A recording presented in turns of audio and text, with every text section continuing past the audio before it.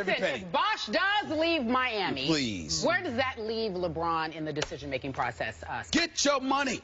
First of all, it's going to leave him paid because he deserves it, because he's the best player in the world, and he deserves every damn penny. And I don't care that he doesn't want to give a discount. He's been taking discounts. That's number one. Number two.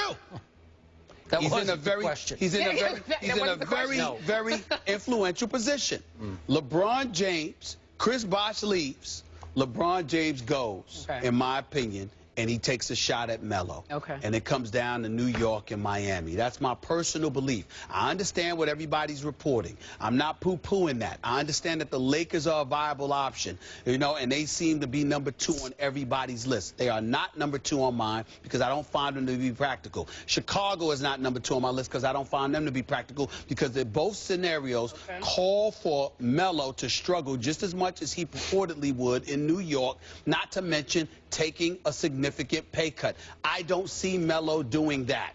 But, listen, if you go to Miami, let's be clear about something here. If Miami becomes an option for Melo, not only is Florida no state income tax, you know, no income tax state, but at the same time, Melo could sign a 4-year deal with an opt-out after 3 years, or he could sign a 3-year deal with an opt-out after 2 and then re-up again. Let me tell you something right now. He doesn't have to lose a dime if he goes to Miami. The only risk is that with New York, you would be guaranteeing yourself that money because you would be signing a 5-year deal in order to get all of that money, whereas with Miami, it would be riskier because you're signing a shorter-term deal, and if something happened to you injury-wise, then you curtail that possibility. But to me, there's only one scenario under which Carmelo Anthony, and by the way, I have said this to people close to him. I have said this to his camp. I have made it very, very clear. Don't get me wrong. I don't want to. Chris Broussard, Brian Windhorst, and Mark Steiner, what they're reporting is on the money. I'm not refuting any veracity of what they're saying.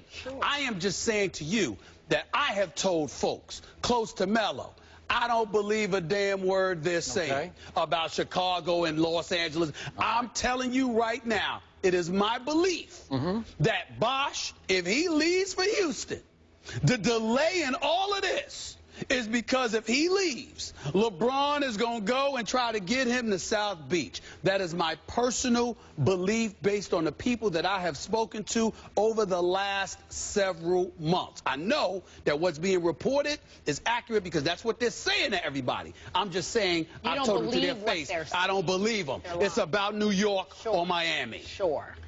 Okay, one of 2 scenarios is happening right under our noses right now, and I'm still not sure which is going on.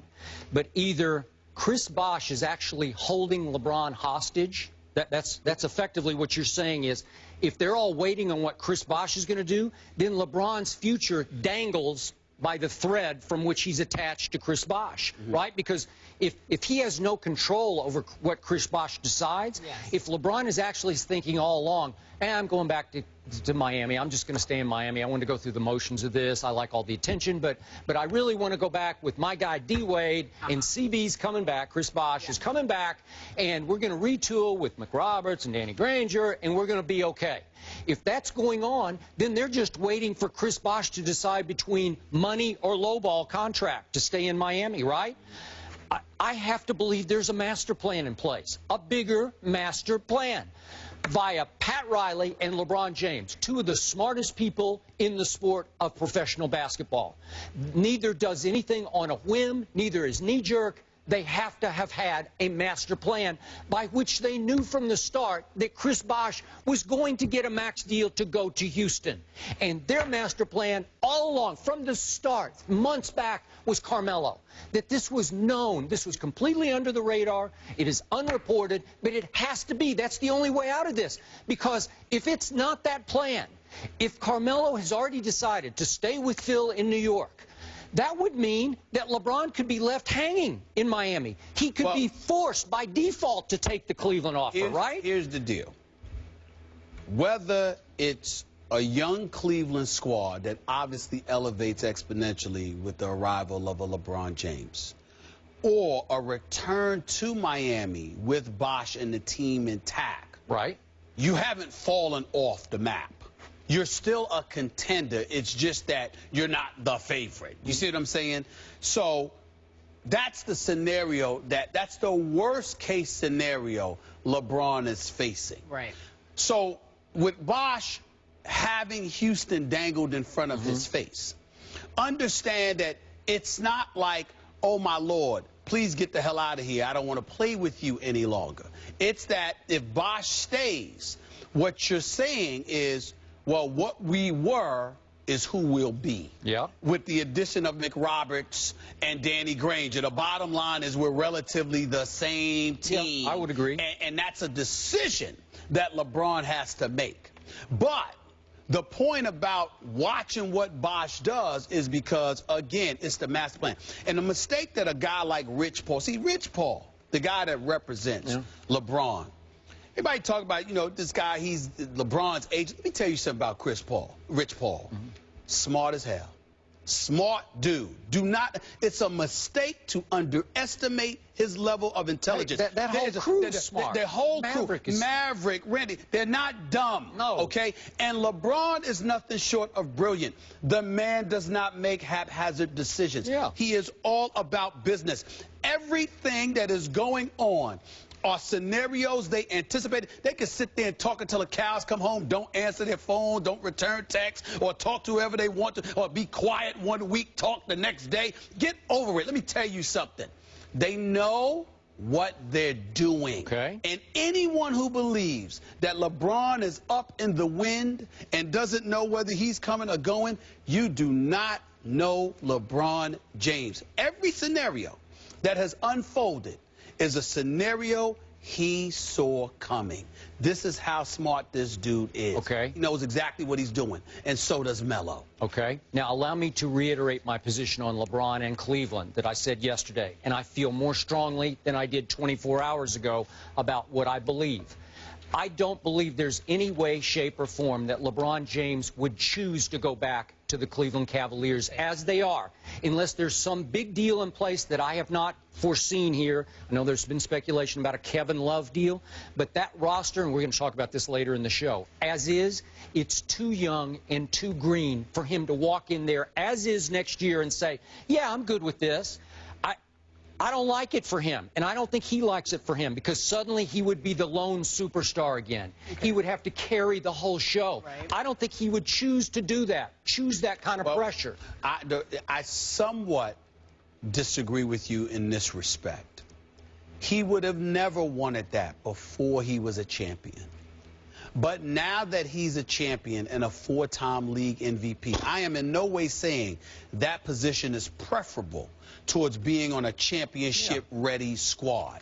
What I am saying, however, is that I wouldn't summarily dismiss it because there is some appeal, especially as it pertains to going home, where you're going home as the elder statesman, already accomplished, with no one questioning your credentials any longer. To do that and to have, first of all, Kyrie Irving, let me be very clear. That's a bad boy. Okay. Kyrie can ball. You know what? He can ball. And I'm the biggest Kyrie fan was before that draft. Yes. He's still more of a two-guard than a point guard. But what I'm saying to you is that forget the point and the two when it comes to LeBron on the squad. Because LeBron could play that position. Well, he'd have to. I'm just saying, when you have that kind of guy, it doesn't matter. A point guard matters when you don't have a LeBron, a Kobe, or a Jordan. But when you have somebody like that on your squad, every part is interchangeable because of the multifaceted skills that they bring to the table. You can't concern yourself for that. Your point guard matters when it's a point guard center. I'm going to remind you, that team with Kyrie as its star just went 33-49. I understand that, but what else did you have?